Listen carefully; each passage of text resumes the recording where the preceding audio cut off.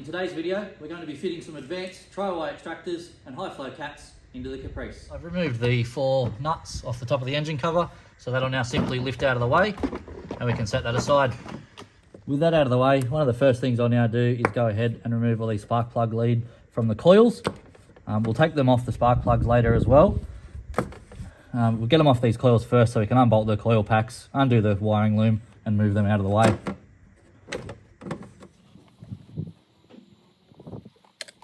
So now that we've undone the spark plug leads and the plug on the loom, we can go ahead and undo the bracket that holds all the coils to the top of the rocker cover.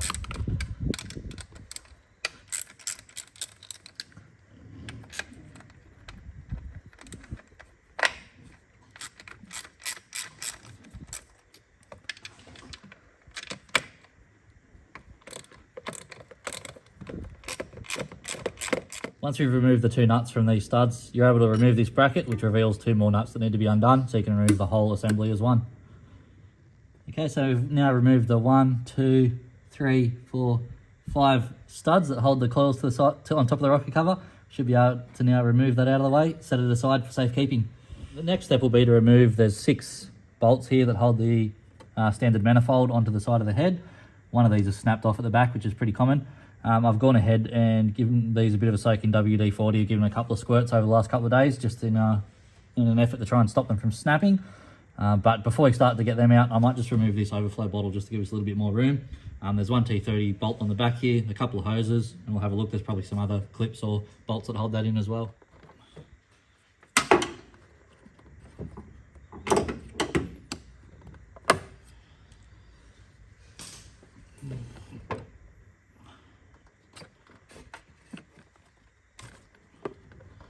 So as well as the T30 Torx bolt on the back here, there's also this little tab on the side that slipped over the little rubber mount on the end of this screw. I basically had to jiggle and force and wiggle it past. Luckily I didn't break the tab off, so that's a bonus, don't forget that. Now all I've got left is this one big hose clamp down the bottom, so I'm going to try and figure how to get that off, turn this upside down without losing too much coolant all over the floor in front of me. And there's also this sensor on the bottom we need to remove. I don't know if you can see down there, but I've got the hose clamp tool on. I'm going to tighten that up now, release that factory hose clamp, and then remove the bottle and try and twist it upside down.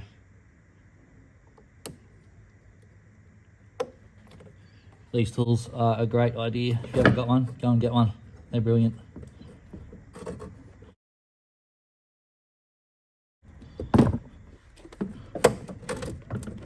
Okay, so the overflow bottle is removed. You'll see here's the radiator hose that came off that had the hose clamp on it.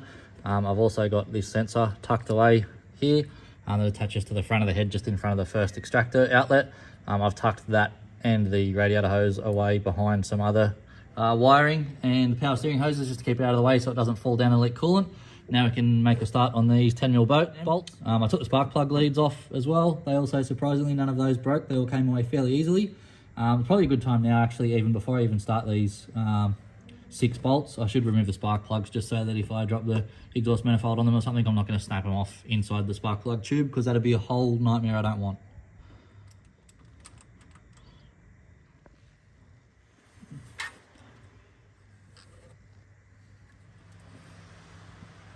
Okay, I'll go along and just try and crack them all first, see how we go. Hopefully we don't snap too many off. Looks like the first one's going to come off, all right. It's at least starting. Okay, the second one.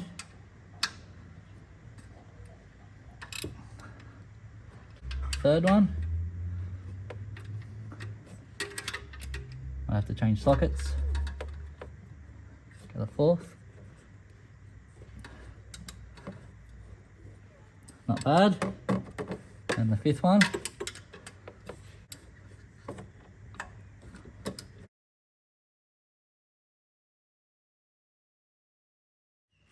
Okay, so I've removed all the bolts holding the exhaust manifold onto the side of the head now, with the exception of the one at the very front and the one second from the back. I'm just going to go ahead and jump underneath the car and undo the manifold from the downpipe, basically, just so the manifold can hold it steady while I undo those bolts on the bottom, because they'll likely be pretty tight.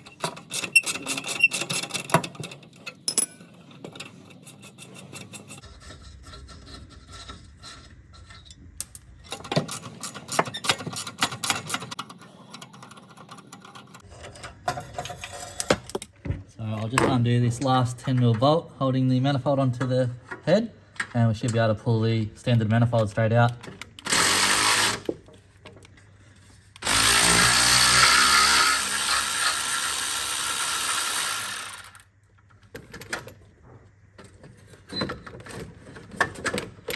So there's the last bolt.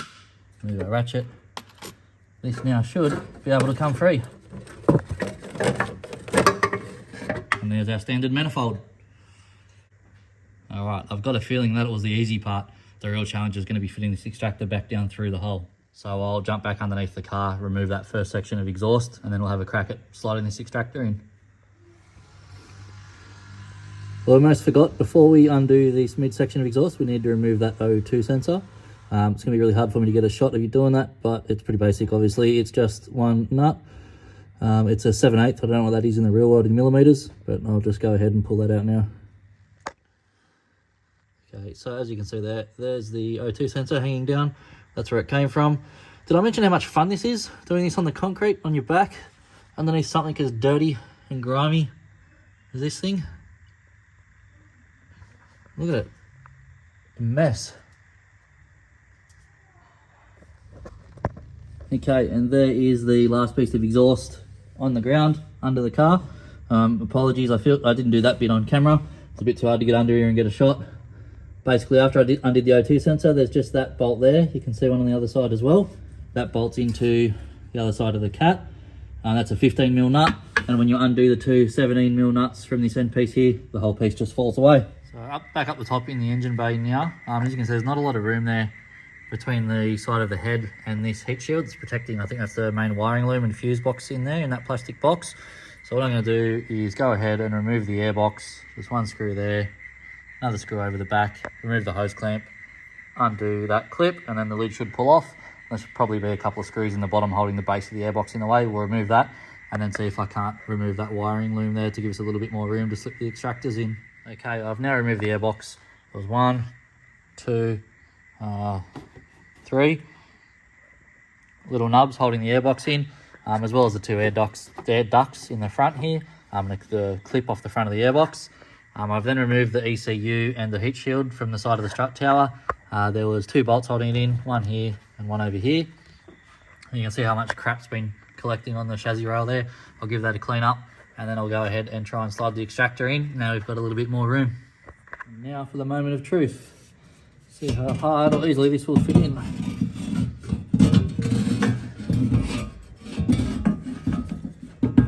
Okay, just like that. All right, I'll give this factory gasket a clean up, sit it on the face of the extractors there, and then start putting some bolts in.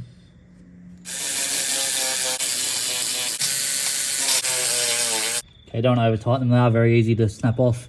That's why there's one missing at the back already. That was missing when I first got the car. So I've just got underneath the car and disconnected the O2 sensor from the plug right there.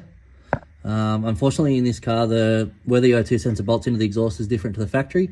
So I've had to grab a pair of loom extensions. Lucky enough for me, a mate had these ones sitting on his shelf. So I'll put up a couple of pictures of those now so you can see them. I'll plug in that loom extension and that will then give me the extra length to reach the new O2 sensor hole. So that's the passenger side all finished now. You can see I've got that first flange there bolted up with new nuts and bolts, as well as the one at the back. I also put some goop around it just to make sure they seal, we don't have any leaks. I've installed the O2 extension loom and reconnected the O2 sensor and cable tied that up out of the way. So that's us finished underneath.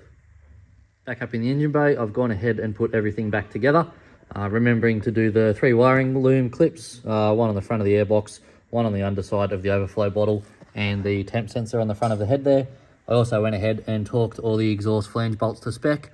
They're 18 foot-pounds, but I went a little bit over just because I tend to do that all the time. 18 pounds didn't seem like a lot to hold the exhaust manifold on. It's probably fine. All the coils reconnected, plugged back in, bolted back up. Everything up here is good to go. Moving on to the driver's side now, the process will be much the same, except for a couple of differences. We've obviously got the engine oil dipstick on this side to contend with as it runs down between the first 2 exhaust ports there. We'll also have, I don't know if you'll be able to see it, but the steering intermediate shaft between the steering column and the rack to contend with. I won't film the whole thing, but I will film those couple of little differences along the way. The first step to remove the dipstick is to undo this 15mm bolt that holds the bracket onto the side of the head. Once you've got that out, you should just be able to twist the dipstick tube and pull it up out of the O-ring that seats it into the engine. Now that I have this driver's side exhaust completely stripped out, we'll go ahead and start fitting up the extractors. These extractors from Advance, it actually splits the tri-Y into 3 sections. As you can see, they've got a cut in the middle there that allows you to fit each of these first primary sections in individually, which I think is going to make it a lot easier to slip them in there. I've been told by a lot of people it is really hard to get extractors down past the steering column on the driver's side of these Commodores. I'm hoping that this will be really easy because of those cuts. And the moment of truth.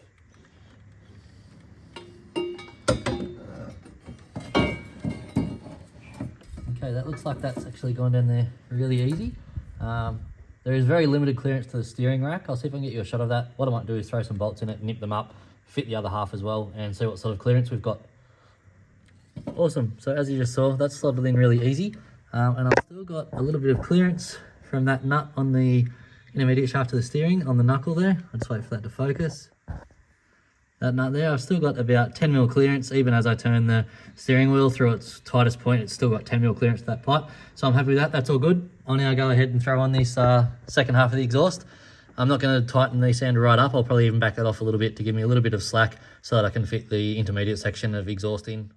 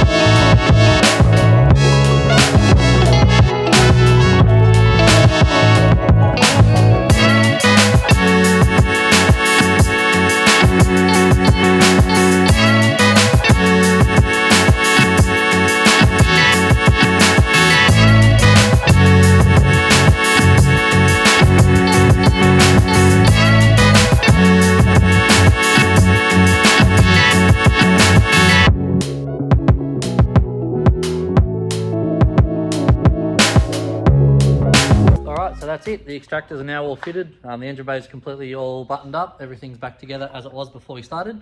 The only thing left to do now, I guess, is start it up, see if it still sounds like a vacuum cleaner.